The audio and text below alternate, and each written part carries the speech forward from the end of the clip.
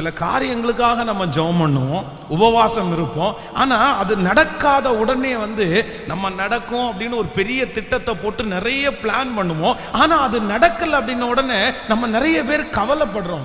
ஆனா ஒன்று நீங்கள் மனதிலே நினைத்து கொள்ளுங்கள், உங்களுக்கு என்று ஆண்டவர் ஒன்றை வைத்திருப்பாரானால் அது கண்டிப்பா உங்களுக்கு தான் அது கிடைக்கும். அது உங்களை விட்டு வேற ஒருத்தருடைய கையிலையும் போகாது. அப்படி ஒன்று நீங்கள் அவ்வளவு ஜெபம் பண்ணியும் உங்களுக்கு கிடைக்கலன்னா அதை குறித்து ஆண்டவருடைய பிள்ளைகள் ஒரு நாளும் துக்கப்படக்கூடாது. நீங்க என்னதான் படணும் அப்படின்னா சந்தோஷம்தான் படணும்.